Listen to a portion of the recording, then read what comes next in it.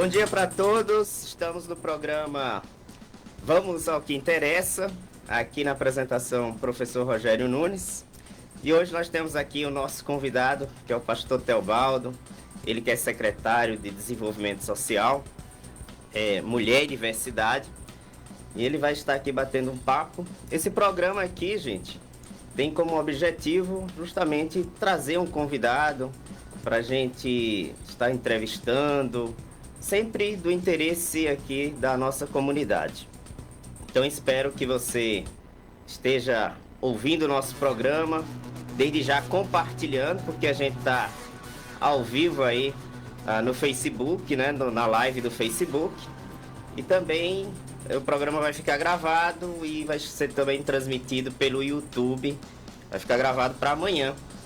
Então, pastor Teobaldo, seja muito bem-vindo ao nosso programa Vamos ao que Interessa. Nós hoje vamos discutir, né, alguns temas interessantes. Então, muito obrigado por ter aceitado o convite. E desde já eu faço um questionamento, né? Como é ser pastor e estar à frente, né, de um órgão público, de uma secretaria importante aqui para o município de Juazeiro? Como você se sente nessa responsabilidade? Bom dia, meu querido irmão, professor Rogério. Bom dia, Kleber Jones. Bom dia a todos os ouvintes da nossa querida rádio Vitória FM. É para mim um privilégio de poder servir melhor a minha cidade, a minha comunidade. A palavra de Deus nos mostra exemplo de homens que serviram no setor público, como Daniel, quando ele foi escravo na Pérsia, como José, no Egito, e inúmeros outros homens e mulheres que foram usados por Deus para servir a sua comunidade. Então é uma oportunidade de servir e também de aprendizado sobre como funciona a máquina pública e, sobretudo, um desafio para permanecer ético e sério em meio a tantos desafios que surgem dia após dia. Exato. Pastor, eu acho que para quem nunca assumiu um cargo público, né, muitas vezes é fácil, né, estar criticando, né, o governo. E como é que você lida, né, com as críticas que você recebe, né? Claro, todo funcionário público e toda pessoa que está servindo ao público acaba recebendo críticas. Como você recebe essas críticas? Eu trato isso com muita naturalidade, mas eu consigo compartimentalizar a origem da crítica. Existe aquela crítica que é chamada popularmente de construtiva, que é a crítica provocativa, a crítica que é técnica, a crítica que é gerada por alguém que conhece, que tem um olhar de observação e que você deve atentar para essa crítica no sentido de aprimorar a forma como você presta o serviço. Essa crítica é bem-vinda, é bem acolhida, é bem vista. Existe aquela crítica que é movida por inveja, porque queria estar ali naquele lugar, queria estar em sua posição e não está. Então vai sempre lhe criticar e apontar aleatoriamente o que eventualmente não esteja ainda bem, ou até mentir, dizendo que algo não está bom ainda que esteja. E existe aquela crítica que é insensata, é aquela crítica da pessoa que é movida pela psicologia da massa, ela vai levada a dizer que algo não está bom, ou que alguém não é bom, porque ela ouviu dizer, ou porque ela leu em algum lugar, ela não faz uma análise fria da situação. E como é que eu lido com isso? Eu lido que a gente vive num mundo plural, num mundo múltiplo, em que as pessoas pensam diferente, veem a vida de um modo diferente, e tanto quanto eu quero ser respeitado, eu tenho que respeitar o outro. Eu não deixo que aquela pessoa que me critica se torne motivo para uma desestabilização emocional ou perda do propósito. Desde que eu esteja fazendo a coisa de um modo transparente, honesto, técnico e sério, eu continuo meu caminho. É assim que eu trabalho. E também tem muitas questões de interesses, né? Jogos políticos, né? Então, eu queria... pastor, assistiu o Oscar? Não 2022. Assisti, mas vi depois o vídeo e escrevi até um texto acerca disso. Pois é. Então, eu queria saber o que você pensa sobre isso, né? Sobre... eu vejo com certa preocupação, né? É claro que a piada em si, uma piada sem graça, né? Mas eu, como professor, né? E o senhor também como pastor, acho que a gente muitas vezes fala muita coisa. As pessoas concordam, gostam daquilo que a gente fala, mas a gente não é unanimidade, né? Então veja a preocupação do aquele tapa, né, do Will Smith, com uma certa preocupação, né, de, sei lá, você tá no púlpito, né, e algum irmão, sei lá, descontrolado e tentar agredir fisicamente. Então, como é que você vê essa situação aí do Will Smith? Eu vejo com um olhar compreensivo. Will Smith é casado com a Jada há muito tempo e eles vêm sofrendo ataques de bullying de diversas pessoas. Eu gosto de pensar no ser humano exatamente como ser humano, antes de exercer qualquer juízo de valor. Ele estava no momento em que a transmissão estava sendo feita para mais de 1 bilhão de pessoas no mundo todo e que, mais uma vez, fizeram piada, fizeram chacota da sua esposa, que tem uma doença que fez ela perder o cabelo. Ele teve como que um surto temporário, ele perdeu naquele momento o controle emocional e não era a primeira vez que aquele comediante ofendia a honra da sua esposa. Isso já tinha acontecido em outras situações. Eu não estou com isso justificando a violência, porque nenhum ato de violência é justificável. O que eu estou tentando é convidar a um olhar humano, que todos nós, em algum momento, falamos o que não queríamos falar, fazemos o que não queríamos fazer. O que foi importante mesmo nesse episódio todo tem a ver muito mais com a mulher do que com o Will ou com o Chris Rock. A mulher é motivo de chacota, de piadinhas, de desrespeito. Embora a mulher seja a maioria na população, corresponde a quase 53% da população, a mulher não ocupa os melhores lugares de espaço de poder, a mulher não ocupa espaço dentro da própria estrutura familiar, exercendo influência como deveria. A mulher, quando chega a uma posição maior, seja na política, seja na vida profissional, até mesmo ministerial, ela é questionada pelo simples fato de ser fêmea e não macho, e isso gera piadas, gera desrespeitos. E o grande lance dessa história do Chris Rock com o Will Smith, que inclusive o Will Smith pediu desculpas, já saiu da academia, renunciou ao Oscar, etc.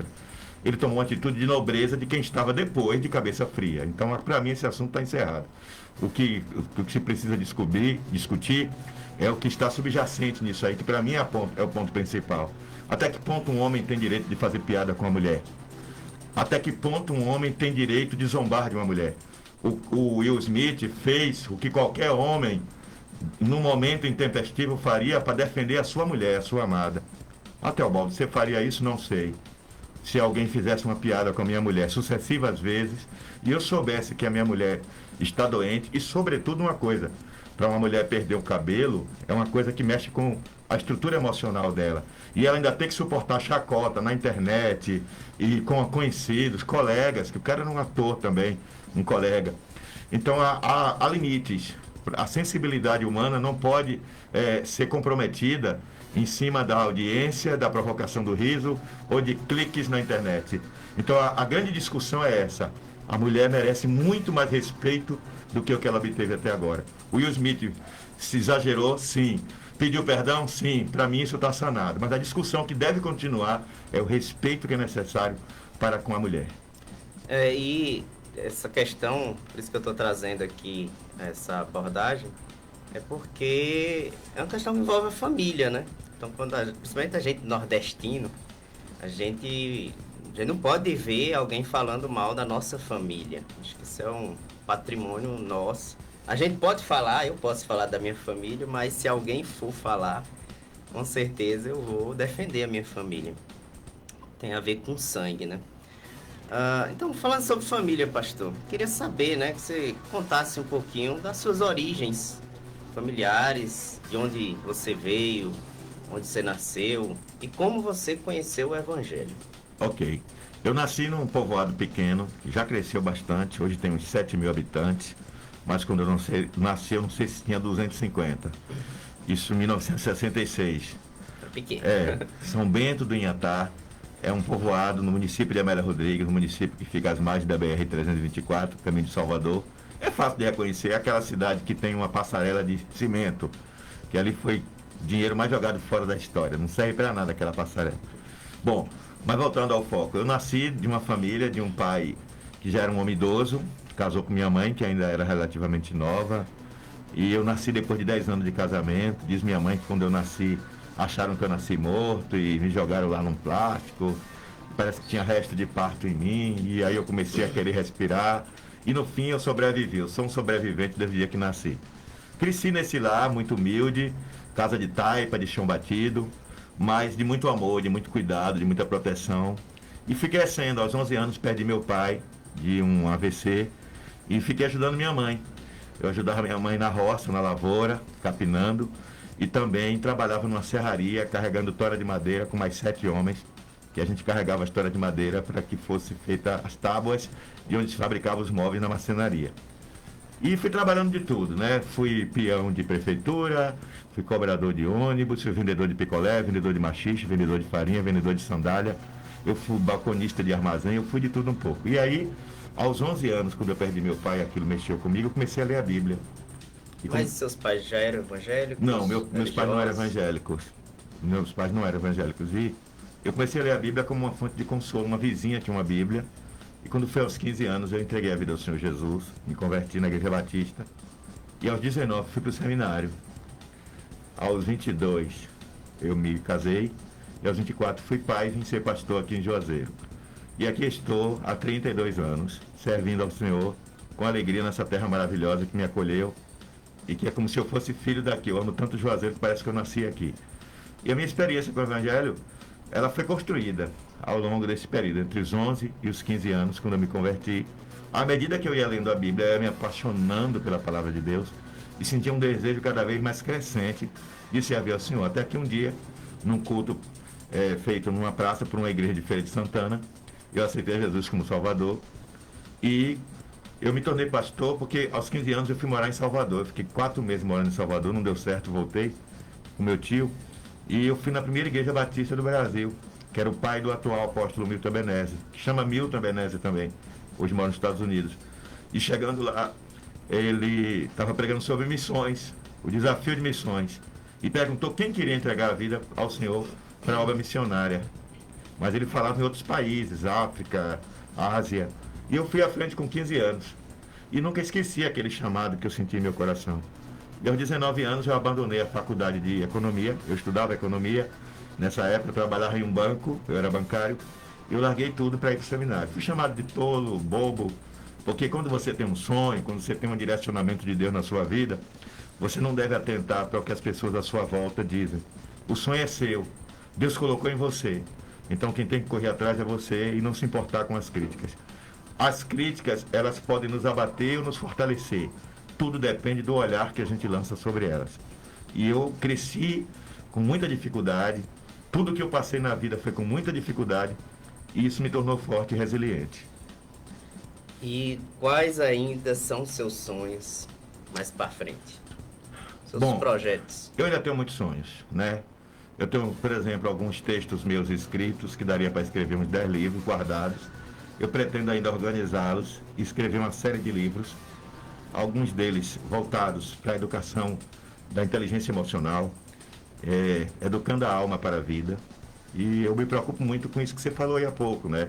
Da pessoa que tem o destempero emocional. Lembrando o humano, somos humanos, mas lembrando que temos que procurar amadurecer e evoluir emocional, intelectualmente, a cada dia. Então, tem alguns textos escritos sobre esse tema. Também tenho vontade de, um dia, se Deus me der a graça, eu estou com 55 anos, me tornar um professor universitário ainda. Né? Não é uma questão de vaidade, é uma questão de querer contribuir com a mente, com a formação da mente dos nossos jovens, que está sendo, sob muitos aspectos, corrompida com uma visão humanista desprovida de qualquer base cristã. E até mesmo alguns professores que se dizem cristãos estão muito mais comprometidos com os valores seculares do que com os valores da palavra de Deus. Também desejo formar uma escola de missões, para formar missionários para servir ao reino de Deus em vários lugares, principalmente nas regiões mais interioranas de nosso município. Vivenciando a política, eu tive a oportunidade de ir a lugares que eu não sabia nem que existia em Juazeiro. E hoje eu tenho um mapeamento muito claro de quem é Juazeiro, como ela é, onde estão os povoados de Juazeiro, a realidade de cada canto de Juazeiro. Então esse aprendizado, eu creio que Deus está me preparando para uma outra coisa melhor no reino lá na frente. E por fim, a oportunidade de também ajudar as pessoas a pensar politicamente e agir politicamente de uma maneira ética. Você vê esse episódio lamentável agora que envolveu o ministro da Educação. líderes cristãos se aproveitando da influência para ganhar propina. Isso é lamentável no meio político. É como você falou há pouco das críticas. Outro dia eu fui acusado de receber propina. Alguém disse que eu estava recebendo. Uma pessoa cristã, um líder cristão, por pura maldade, falou isso. E eu nunca recebi, graças a Deus. Muito pelo contrário. Eu já recebi propostas para fechar negócio com determinado segmento secular, vinda de gente de fora do governo. E se você fizer comigo, eu te dou tanto. E eu disse, estou fora. E me respeite. E com essas pessoas eu não quero nem sentar na mesma mesa. Então, no meio político, a gente lida com todo tipo de gente. Tem as pessoas, você falou de interesse, que agem por interesse, mas agem com ética. Ela diz, olha, eu tenho um serviço aqui para oferecer, eu tenho um produto para vender, e eu soube que vocês estão precisando. E a minha resposta, eu aprendi desde cedo a ser transparente. A minha resposta é sempre técnica. Olha, vai abrir um processo de disputa, uma licitação, você se inscreve e concorre. Se você ganhar, você será o nosso fornecedor ou o nosso prestador de serviço. Então, essa lição eu trouxe para a minha vida. Eu quero que as coisas sejam sempre feitas com o máximo de lisura e de transparência, porque a crítica vai sempre existir, mas se você agiu com integridade, ninguém vai poder dizer nada. Recentemente, por exemplo, nós cancelamos uma possibilidade que estava ainda em análise de alguns cursos que iam ser oferecidos pela prefeitura, porque havia algumas incongruências, algumas inconsistências. Eu vi, inclusive, E aí alguém, por pura maldade, disse que eu dei um golpe. Botou lá, golpe em cima de golpe. E aí pessoas nem leram a matéria, já tiraram conclusões. Só que eu estava negociando com o governo federal a realização do Qualifica Mais, que é para trazer uma visão de empreendedorismo no nosso povo. Porque o nosso povo precisa aprender a sonhar, o nosso povo precisa compreender o seu potencial. Juazeiro é uma terra de um povo inteligente, de um povo empreendedor, de um povo corajoso. Nós estamos aqui com o Kleber Jônio, que eu conheço há muitos anos. Eu lembro quando esse menino quis criar a Rádio Vitória, que ele chegou um dia lá na igreja pedindo assinaturas para um abaixo-assinado. Lembra disso, Kleber Jônio? E esse menino subiu e desceu. Teve pastor que bateu a porta na cara, não deu importância a ele. E depois esse mesmo pastor ele veio aqui para a rádio fazer programa. E eu acreditei no sonho dele. Mas quem correu atrás do sonho foi ele, porque o sonho era dele. E hoje, 11 anos depois, a Rádio Vitória está aqui sendo uma bênção para a nossa cidade. Então a gente precisa implantar nos nossos jovens uma visão empreendedora. E esse curso, que é uma parceria nossa com o governo federal, não vai custar nada aos cofres públicos. E vai ser 500 vagas. Nessa primeira etapa, 150 vagas. Depois mais 350. Já estou em negociação com o governo federal para trazer mais 500 vagas no ano que vem.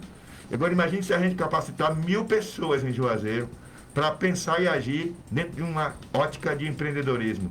Lá em Israel, eu estava lendo sobre isso esses dias, as crianças são educadas desde cedo a pensar com mente de empreendedora. Como é que eu posso fazer para prosperar, para gerar riqueza? Não é a visão de estude para fazer concurso, para ter estabilidade. É uma visão de empreendedorismo. Eu não estou dizendo que é errado fazer concurso, não estou dizendo que é isso, mas você tem que sonhar muito alto. Porque se você mira no sol e você alcança a lua, você já foi muito longe. Mas se você mira somente dá um passo ou dois, você não vai muito longe. Então as nossas crianças, os nossos jovens, precisam ser estimulados a um desenvolvimento. O nome da secretaria que eu estou é Desenvolvimento Social. E esses cursos estão sendo ofertados na periferia de Juazeiro, onde existem muitos jovens com grande potencial e que são pouco aproveitados. Então eu vejo as coisas com essa ótica, entendeu, Rogério? Entendi. E o que você falou tem todo sentido, né? Porque nem todo mundo, né, vai prestar concurso público. Eu já fiz vários concursos públicos e sei que a concorrência é muito difícil hoje em dia. Você se forma, faz seu curso superior. E, por exemplo, o concurso da Bahia que eu fiz, eram 5 vagas e mais de 600 inscritos. Então, realmente é muito difícil hoje em dia você achar que vai fazer um curso superior e logo vai ter trabalho. Eu passei vários anos, inclusive, depois que eu me formei, para poder trabalhar como professor. Agora me diga aí, você começou a falar sobre a questão da Secretaria, né, de Defesa, Desenvolvimento Social, Mulher e Diversidade. Como é que você lida essas críticas, né, que eu já ouvi algumas pessoas falando, por ser uma secretaria também ligada à mulher, e você ser homem? Como você lida com essas críticas que surgem? Eu lido com naturalidade, porque ali já estiveram outros homens, como o Zó, que é deputado estadual, e o saudoso Cirlei Bandeira, que também foi secretário. E eu não vi as críticas contra eles, né? Porque a maioria das críticas vem do pessoal do campo da oposição. Quando eles eram secretários, ninguém criticou, ninguém falou nada.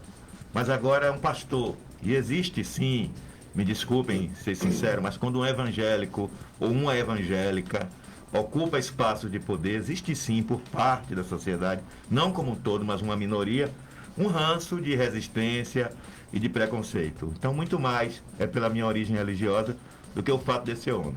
Lá na secretaria, ela é dividida em 3 áreas, 3 superintendências. E um dos superintendentes, por sinal, é evangélico, que é o irmão Fernandinho, aqui da Assembleia de Deus, dono da livraria Boa Semente, que foi candidato a vereador, teve mais de 800 votos e conquistou o seu espaço, está fazendo um bom trabalho. E temos mais 2 secretarias que são técnicas. Uma trabalha com políticas sociais, chama-se Superintendência de Políticas Sociais, trabalha com recursos do município. E a outra é a Superintendência de Gestão SUAS, que cuida dos recursos federais e estaduais. São bem divididas. Uma trabalha com recursos do município e outras com verbas públicas estaduais e federais. E elas atendem a 14, 15, 16 equipamentos agora, que vamos inaugurar agora no mês que vem, esse mês, aliás, de abril, a Casa da Mulher Rural, que daqui a pouco eu falo sobre isso. Então, essas instituições, elas ocupam um espaço dentro da sociedade de uma prestação de um serviço, na maioria das vezes, silencioso. E quem está no comando de 80% são mulheres. Então, embora o secretário, aquele que assina, que se responsabiliza, seja um homem, a política pública em Juazeiro na área social é conduzida, na sua maioria, por mulheres. Nós temos 6 diretorias, sendo que 4 são mulheres. Apenas 2 são homens. E as 2 que são homens são por critérios técnicos. Uma é de manutenção, que cuida de toda a parte de reparo, de conserto, de manutenção mesmo e logística, é um homem que está à frente. E a outra é a que cuida dos nossos CRAs, do Cadastro Único, então, dos restaurantes populares. Então, essa é conduzida por um homem, mas poderia ser também por uma mulher. Eu queria também, pastor, que você falasse como a estrutura, né? Parece ser uma secretaria bastante importante na nossa cidade. Queria que falasse um pouquinho também dessa questão da estrutura, que você já estava... Então, como eu dizia, tem 3 superintendências, né? A superintendência de políticas sociais cuida de 3 diretorias. A primeira é a diretoria de habitação, que ao invés do povo pensar que ela vai construir casas, não é. Quem constrói casas é o governo federal, através de financiamento bancário.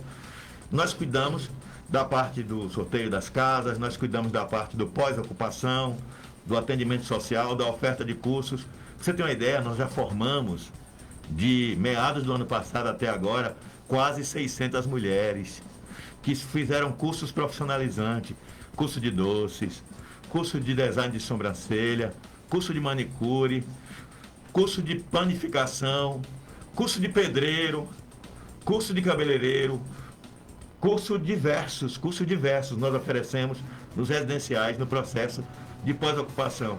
Isso foi divulgado pela imprensa, mas parece que as mentes maldosas ignoram propositalmente. E agora estamos trazendo mais 500 vagas para o Qualifica Mais. Isso, modéstia à parte, foi fruto de uma articulação nossa, junto a órgãos do governo federal, para conseguir recursos que beneficiem o nosso povo. Porque desenvolvimento social é tirar a pessoa de um patamar inferior para um patamar cada vez maior, principalmente as populações em estado de maior vulnerabilidade social, popularmente chamado de pessoas carentes.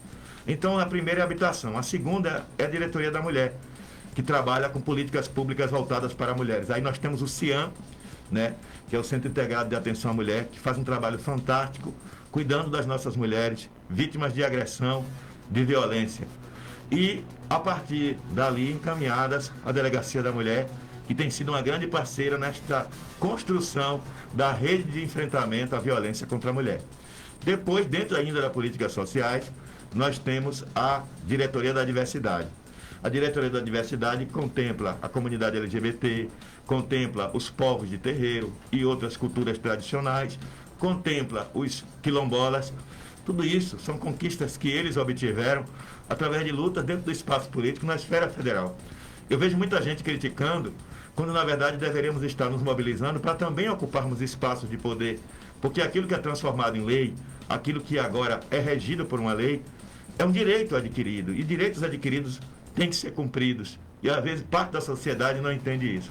Do outro lado, Nós temos a Superintendência de Gestão SUAS, que cuida de todos os CRAs, são 5 CRAs em Juazeiro. CRAs significa Centro de Referência de Assistência Social. Para a pessoa mais simples entender, o CRAS é para o social, o que a UBS é para a saúde, é a porta de entrada, entendeu? Através disso também nós temos o cadastro único, onde as pessoas podem se referenciar ou popularmente se cadastrar, para que elas possam, a partir disso, adquirir acesso a direitos, a programas, a benefícios, e existem mais de 20 deles que estão aí disponíveis para as pessoas.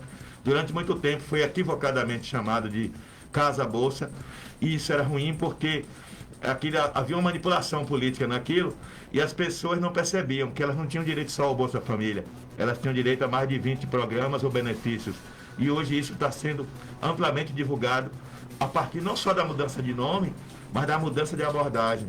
Essa semana eu vi um testemunho de uma mulher que ela teve doença, né? Ela teve Covid, a família toda teve, ela ficou em dificuldade, e ela passou a receber o Auxílio Brasil e pediram a ela conta de água, de telefone, de luz. E ela não sabia que, na verdade, estavam cadastrando para que ela tivesse um abatimento na sua conta de luz, que é um direito também para as comunidades que estão em maior vulnerabilidade social. Nós temos restaurantes populares que oferecem mais de 700 refeições diariamente, de segunda a sexta, fazendo com que as pessoas em maior estado de vulnerabilidade e de insegurança alimentar sejam... Qual é o custo do restaurante popular hoje em dia? O custo? Eu não posso te dar com precisão isso, porque tivemos algumas alterações na planilha de custos, mas eu posso passar essa informação para você passar no seu próximo programa. Mas é algo em torno de R$2, né? Algo não, você está falando do custo, a pessoa paga, não, é gratuito, é gratuito. Gratuito? É gratuito. Não estamos cobrando absolutamente nada durante esse momento pandêmico, porque entendemos que as pessoas mais pobres, elas precisam ser assistidas. São mais de 700 refeições. Em relação à gestão passada, tivemos um acréscimo de 48 mil refeições mês a mais. E tem algumas pessoas que a única refeição que faz é aquela. Estamos agora fazendo uma reforma do restaurante popular do João Paulo II, porque a comida está sendo oferecida ainda em marmitex, porque oficialmente ainda estamos em momento pandêmico, não temos permissão para atender dentro do espaço, mas estamos nos preparando para isso.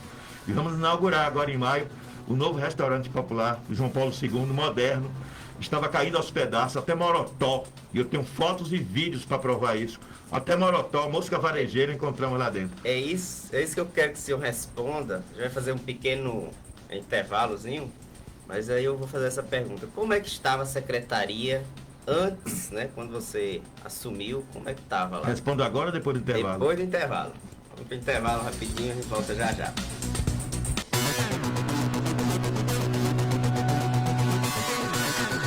Estamos de volta aí ao nosso programa, vamos ao que interessa. Estou aqui recebendo hoje o pastor Teobaldo, ele que é secretário do município aqui de Juazeiro. Bom, mas estávamos falando, eu fiz uma pergunta, né, pastor? Perguntei sobre a questão dos... Como foi que eu encontrei? Como você encontrou a Secretaria de Desenvolvimento Social, qual era o estado, como é que vocês receberam? Como foi essa herança?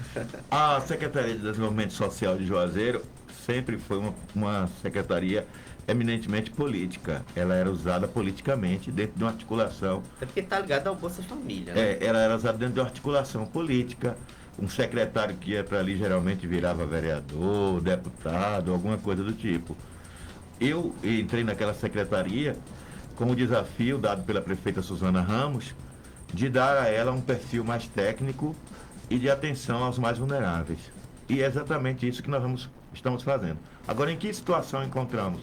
Alguns lugares já estavam organizados, mas estavam instalados em lugares precários.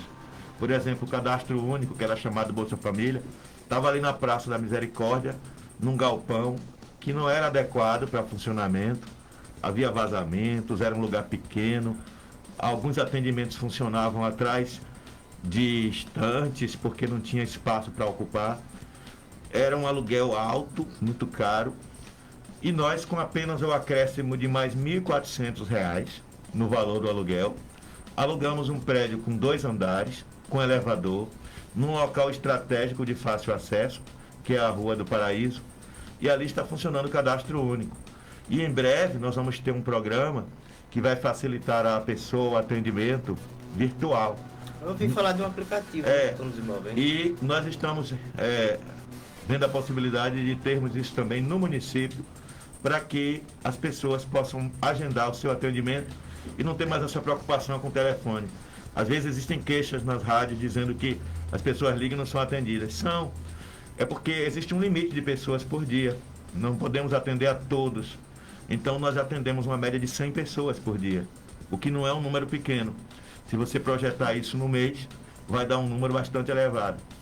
Outra coisa também que as pessoas precisam entender é que nós encontramos restaurantes populares em estado decadente. E nós temos fotos e vídeos para comprovar isso. Porque às vezes a pessoa diz, é mentira. Eu tenho fotos e vídeos que vão ser mostrados depois que tiver tudo recuperado. Porque não adianta você mostrar o problema sem mostrar a solução. Então nós estamos consertando tudo que achamos decadente para que nós possamos mostrar, olha como era, olha como é. Restaurante popular do João Paulo II, até Morotó eu encontrei, mosca varejeira, equipamentos quebrados, os fogões dos restaurantes a ponto de explodir, isso mesmo, a ponto de explodir, sem manutenção há muitos anos. Nós compramos fogões novos que estão sendo instalados, porque nos preocupamos com a segurança. Falei há pouco que nós oferecemos refeições gratuitas, algo que já era feito antes, nós continuamos e ampliamos para uma população cada vez mais em estado de vulnerabilidade social, que é o termo técnico para as pessoas mais pobres. E dentro do serviço que nós prestamos, nós fazemos um mapeamento através de nossos técnicos nos CRAs para identificar as pessoas em estado de pobreza e extrema pobreza. E o atendimento começa pela ponta, pelos que estão mais pobres. E muitas vezes as pessoas não entendem, por exemplo, quando chega cestas, porque é que elas são entregues a determinadas pessoas e outras não. Nós procuramos entregar as cestas porque não é nem entrega, é um direito adquirido das pessoas. Nós estamos concedendo algo que o governo nos passa o recurso para que seja comprado.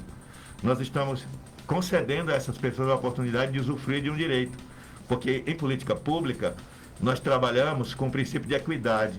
E a equidade tem a ver o quê? Está aqui eu, você e Cleber Jones, tá? Então você tem uma esposa e você tem 3 filhos. Cleber Jones tem esposa e um filho. Eu sozinho e minha esposa. E nós todos estamos no mesmo estágio de miserabilidade, de extrema pobreza. Estamos desempregados, não arranjamos emprego, a pandemia correu os empregos. Então eu tenho condição de ajudar só um. Quem eu vou ajudar? Você, porque você tem 3 filhos. Então o estado é esse, a gente vai seletivamente escolhendo os que estão em maior estado de vulnerabilidade social. Às vezes as pessoas me encontram, mandam um recado no zap, me ligam. Outro dia mesmo um homem me ligou pedindo uma cesta, não sei quem deu o número a ele. E eu disse a ele que ele fosse ao CRAD, onde ele morava, que era João Paulo II. Ele disse, não, eu fui lá e não me deram. Alegaram que eu tenho emprego, mas eu ganho pouco. De fato, ele tinha um emprego, ganhava salário mínimo. A esposa dele fazia serviços gerais, também ganhava um salário mínimo. E o filho trabalhava cavando buraco e tal, e ganhava um salário mínimo. Então a família, juntando ele, a esposa e o filho, tinha 3 salários mínimos em casa. E eu disse, enquanto o senhor tem 3 salários mínimos em casa, tem famílias que não tem nada. Outro dia, eu pareci uma senhora na porta da secretaria chorando. E nós, muitas vezes eu pego do meu próprio bolso, porque às vezes não tem ali e ajudo, mas isso eu faço porque é da minha natureza. E eu peguei e disse, vamos levar essa senhora em casa? A senhora mora onde? Ela disse, eu moro pra lá da Malhada da Areia. Vamos levá-la em casa. Peguei o motorista e fomos levá-la, ela e o filho dela, de 8 anos. E quando chegamos lá, ela foi contando a história dela, o companheiro dela foi embora para São Paulo, nunca mais voltou. E ela morava num barraquinho, no fundo de uma casa de uma outra pessoa. E quando chegamos lá, encontramos a mulher num estado de pobreza extrema, dormindo no chão, né, num colchão velho que alguém deu para ela, e fazendo a comida com fogão, com lenha, na sala do espaço que era de chão batido. E aquilo me comoveu, eu comecei a conversar com ela e conheci a história dela. Imediatamente encaminhei os técnicos do CRAS até lá. Ela foi devidamente referenciada e hoje ela está sendo beneficiada. Muitas vezes as pessoas, elas não são orientadas a ir atrás dos seus direitos. Essa foi uma falha que nós encontramos. O uso político de uma estrutura pública faz com que às vezes você beneficie quem interessa a você beneficiar, porque vai lhe trazer votos, vai lhe trazer algum ganho. Mas o setor público, ele existe para servir as pessoas. Recentemente, um político muito conhecido aqui da cidade disse assim para mim, eu estou gostando do seu trabalho, porque o social está tendo uma visibilidade que não tinha antes, mas você não vai durar muito não. porque você está preocupado demais com gestão e de menos com política. Se eu tiver que sair, eu sairei de cabeça erguida e coração tranquilo, mas sabendo que eu ajudei a melhorar a vida de muita gente. Eu não, eu e a equipe que comigo trabalha, que tem procurado fazer um trabalho sério, um trabalho técnico. Mas eu preciso pontuar uma outra coisa. Nós encontramos alguns equipamentos, como eu disse, que tecnicamente estavam estruturados, mas funcionando em lugares inadequados. Eu vou dar só mais um exemplo. Bairro Quidé. O CRAS, ele tem que funcionar num único local. O CRAS do Quidé funcionava em 2 locais. Era uma parte numa rua e 2 quarteirões depois era, Por que isso? era outra. Falta de estrutura? Porque tinha que atender aos interesses políticos de pessoas que alugavam imóveis para, digamos assim, pagar a dívida política, porque apoiou A, B, C ou D. Então uma parte funcionava num canto e uma parte no outro. Não existe isso, gente, isso não é admissível. Inclusive o município perde recursos com isso. Além do que, o local onde funcionava era pequeno demais, apertado, para uma área que atende 57 mil pessoas, porque o CRAS ele atende vários bairros daquela região. Existe algum projeto, pastor, sobre... Eu queria só concluir essa fala rápida. O que é que fizemos? Alugamos um espaço maior, que estava em construção, conversamos com o dono, ele adequou o espaço à necessidade da secretaria, e hoje o CRAS do Quidé se tornou uma referência de organização estrutural. E também o CRAS do Itaberaba foi também transferido para um outro local. O proprietário construiu umas 3 salas num terreno imenso que tinha no fundo, e hoje o CRAS de Itaberaba atende bem melhor. E agora estamos consertando, restaurando o CRAS do João Paulo II. Meu abraço ao povo do João Paulo II. Não é Juazeiro 8 não, é João Paulo II. E eles estão funcionando o CRAS provisoriamente na sede da associação. Aliás, eu quero parabenizar o Lucas, que é o presidente lá do João Paulo II, que tem sido um parceiraço, cedeu a sede da associação para servir os alimentos do restaurante popular enquanto está sendo consertado o restaurante popular, e agora cedeu para o CRAS funcionar temporariamente até terminar a reforma.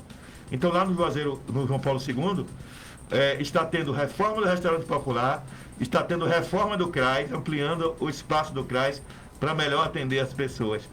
Isso é qualificação, é requalificação, é olhar para a necessidade do povo e oferecer o melhor. Vamos inaugurar agora a Casa da Mulher Rural, que vai ser aqui perto da Secretaria de Saúde, que é um local para aquela mulher que vem do interior e que fica perdida sem saber para onde ir. Essa ideia nasceu no coração da prefeita, e um dia que ela disse que ia passando na praça e viu uma mulher chorando. E perguntou por que ela estava chorando, e a mulher disse que não conhecia ninguém, não tinha dinheiro para pagar o hotel, não tinha dinheiro para pagar a comida, tinha um parente doente. Ela levou para a casa dela. Então ela disse que naquele dia nasceu esse desejo de ter um espaço assim.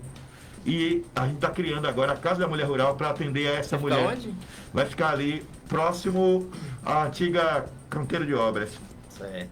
É perto da Secretaria de Saúde, é perto do INSS, que é onde boa parte das pessoas vem resolver bem centralizado. Demandas, né? Então imagina aquela mulher que vem para Juazeiro cuidar da própria saúde, ou trazer um filho, ou acompanhar um marido que está internado, e que ela, coitada, não entende nada da cidade, não sabe para onde ir, fica perguntando a um e a outro, tem pouco dinheiro, não sabe como se movimentar.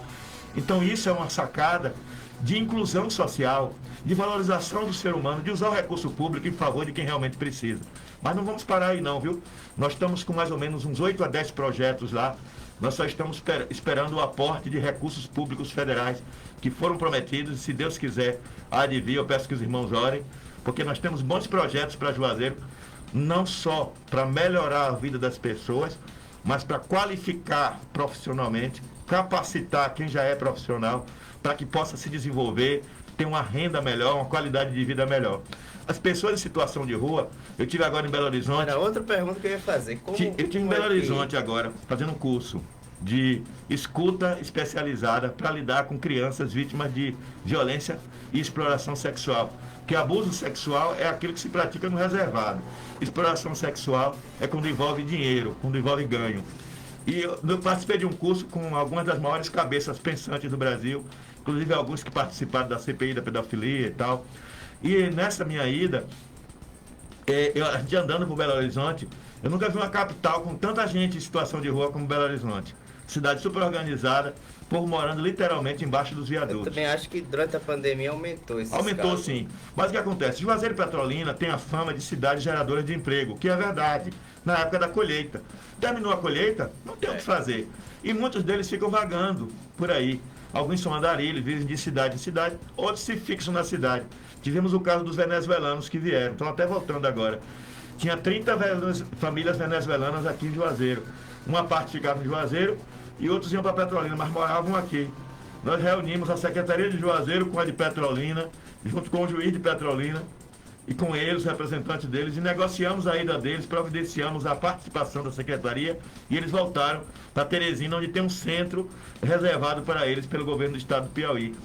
E aí, muita gente só critica e não entende. Tinha um casal que fazia ato sexual em praça pública. A senhora, ela tinha deficiência mental e o cara se aproveitava dela. Ao invés das pessoas denunciarem, chamar a polícia, chamar o serviço social, ficavam filmando e postando.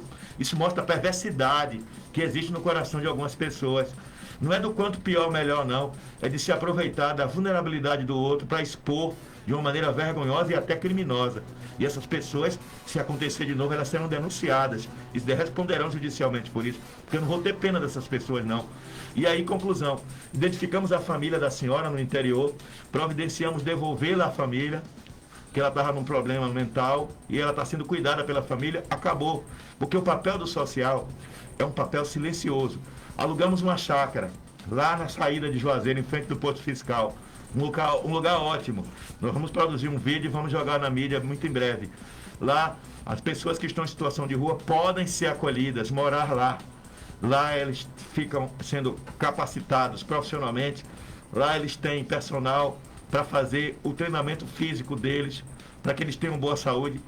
Através de uma parceria com a Univasf, nós temos médicos que toda semana vai lá atendê-los, nós temos psicólogos, eles fazem 5 refeições, café da manhã, almoço, jantar, lanche da manhã e lanche da tarde. Lá eles têm horta orgânica que eles mesmos produzem, como terapia ocupacional, mas também para comer coisa de qualidade. Nós temos uma equipe de excelência trabalhando lá diuturnamente. Já está funcionando? Diuturnamente. Desde outubro eles estão lá. E nós temos feito esse trabalho silenciosamente. É preciso que a população entenda uma coisa.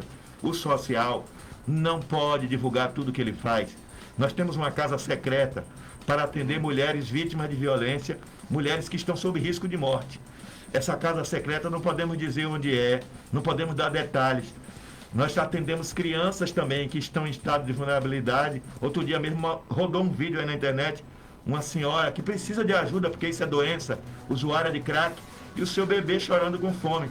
Alguém arrombou a casa, entrou, encontrou o bebê chorando e a mãe dopada do uso de droga. Aí começou na internet o julgamento, né, a inquisição. Isso é um irresponsável, devia estar presa, tanta gente querendo ser pai. Não é esse o caminho. Nós temos que olhar para as pessoas com compaixão, entender que dependência química de substâncias é doença e precisa ser tratado. Esse é o trabalho que nós temos feito. Temos feito uma parceria com a Secretaria de Saúde para cuidar dessas pessoas. As crianças são acolhidas na Mestre do Amor, que é uma casa de passagem. E a partir dali, elas são, segundo a orientação da parceria que a gente tem com a Vara da Infância e Juventude, com o Conselho Tutelar, é feito um trabalho para que essas crianças possam ser devolvidas à chamada família extensa. O que é família extensa?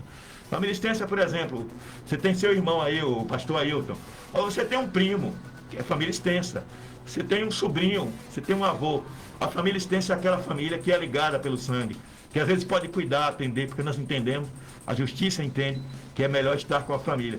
Porém, eu encerro essa breve fala dizendo o seguinte: boa parte dos nossos atendimentos são secretos, porque envolve pessoas vulneráveis, envolve crianças, envolve mulheres sob estado de ameaça. Segurança, né? Não se pode divulgar, gente, pelo amor de Deus. Não aceite essas pessoas que ficam postando fotos de criança em estado de vulnerabilidade. Isso fere o ECA, que é o Estatuto da Criança e do Adolescente. Tem pessoas cometendo crime, achando que estão fazendo uma coisa boa. Recentemente nós levamos 2 crianças para o estado do Rio Grande do Norte. Olha só como é o nosso trabalho. Gastamos um dinheirinho considerável, porque foi ordem judicial. O juiz determinou. E a secretaria pegou um carro, equipou o carro. Uma técnica nossa foi, junto com o motorista, e levamos essa criança para o Rio Grande do Norte. Por quê? Porque o único parente localizado era a avó que mora numa cidade vizinha de Natal. O nosso motorista, com muita boa vontade, com toda a dedicação e cuidado com as crianças, foi, entregou as crianças sã e salvo, pegou o registro de que estava tudo ok e voltou. Já levamos para o Pindobaçu, levamos para várias cidades. Estamos levando agora 2 crianças para outro estado, porque são ordens que a gente recebe e que a gente tem que cumprir para proteger e garantir a segurança das crianças. Mas eu repito, o social trabalha no silencioso. Ele trabalha muitas vezes atendendo a coisas que não podem ser divulgadas. Grande parte do que a gente faz não pode ser divulgado para não expor as pessoas. Mas é preciso enfatizar ainda uma coisa. Muitas pessoas dizem, Juazeiro tem uma população de rua muito grande. Infelizmente, Juazeiro e Petrolina estão numa espécie de entroncamento. Inclusive, aqui se dá uma atenção muito maior até do que se diria na cidade vizinha. E muitos de lá são orientados por comerciantes e outras pessoas de lá. Vai para Juazeiro, eu ouvi dizer que lá tem uma casa para vocês. Só que tem uma regra, o cara entra, ele é cuidado e tal, mas ele não pode sair dali. Ele só pode sair dali se ele for trabalhar, se ele for morar na própria casa, se ele for embora. E muitos saem porque são usuários de substância ou porque quer ficar pedindo esmola. A população não entende que quando dá esmola, ela está favorecendo a continuidade daquelas pessoas. Eu estou fazendo caridade, tá certo. Mas existe um serviço público para atendimento. Não há uma omissão do município em relação a isso. Entende? E algumas pessoas usam crianças, o que é crime. É crime, você tem que denunciar. Usar criança para pedir esmola. Porque é a pobreza. Sim, mas existe um serviço público para atender essas pessoas. Deve procurar a Secretaria de Desenvolvimento Social para que a atenção seja feita. Está faltando comida? Vamos providenciar a cesta básica. Vamos ver a situação, vamos ao CRAS. Vamos mapear essa família, conhecer a realidade. A população pode ser uma grande parceira na construção de cidadania. O que nós estamos falando aqui é de cidadania, de direito constitucional. Nós não estamos ali fazendo favor nenhum, Rogério. Você é um professor de história, é um cara que eu admiro pela sua inteligência. Você sabe muito bem que em 1988 foi construída uma nova Constituição no Brasil, chamada Constituição Cidadã. E em 1990 saiu a LOAS, que é a lei que estabelece as regras básicas, ordinárias, para interpretar o que a Constituição falou. E em 2005 vai surgir o SUAS. O SUAS é o Sistema Único de Ação Social, assim como tem um Sistema Único de Saúde. Isso foi uma revolução no mundo todo. O Brasil tem o melhor programa em termos de estrutura. Agora, não funcionamos tão bem durante o momento de pandemia porque houve corte enorme no aporte de recursos por parte do governo federal, porque teve que comprar vacinas. Pastor, a gente está chegando já nos momentos finais do programa, né? Queria que você deixasse aí suas considerações finais, né? E também escolhesse um louvor, né? Uma música aí pra gente encerrar o nosso programa. Perfeito. Desde já agradeço a todos, né, que estiveram acompanhando o nosso programa. Vai ficar no Facebook, né, na Rádio Vitória FM, na página lá do Facebook. Amanhã, pastor, ele também vai estar disponível no canal do professor Rogério no YouTube, tá? Vai estar lá na íntegra e os recortes. E aí você vai poder compartilhar aí com seus amigos, tá? E espero, todo sábado a gente vai estar aqui a partir das 9 horas, entrevistando sempre uma pessoa especial. E muito obrigado, pastor, por ter recebido. Especial você, especial ouvinte que está em casa. É verdade. E considerações finais e escolha um louvor aí pra gente encerrar o programa. A música que eu quero ouvir é aquela com muito louvor de Cassiane. Eu amo essa música porque ela é uma apologia à fé, ao desafio de crer no sobrenatural de Deus. Eu quero agradecer a oportunidade de ter sido o primeiro entrevistado nesse programa, que eu tenho certeza que vai fazer história. E quero agradecer a você que ficou em casa escutando. Eu quero encerrar dizendo o seguinte: está sendo um aprendizado para mim, uma experiência única servir a minha cidade. Eu saio todo dia de casa bem cedo e não tenho hora de chegar. Eu sirvo a Deus com alegria. Eu entendo que hoje Deus me levantou para servir a minha cidade, como Ele levantou José no Egito, como Ele levantou Daniel, guardadas as devidas proporções, Ele me levantou para ajudar a minha cidade. Tenho procurado fazer um trabalho técnico, um trabalho sério, dentro da lei. Tento não fazer nada que seja ilegal. Eu sei que comentários e boatos sempre há. Eu estou à disposição. 749-8839-8094 é meu zap. E estou à disposição para esclarecimento a qualquer cidadão. Porque enquanto a gente está no serviço público, a gente deve sim satisfação ao povo. E eu só peço que quando vocês ouvirem histórias com meu nome, me procurem. Me deem o direito de apresentar a minha versão da história. Porque é injusto você ouvir um lado da história e não ouvir o outro. Aqui em Juazeiro tem uma falsa imprensa que ela divulga um fato, mas ela não procura a pessoa para ouvir o outro lado da história. Muito obrigado por essa oportunidade. Valeu, pastor. Até mais. Forte abraço.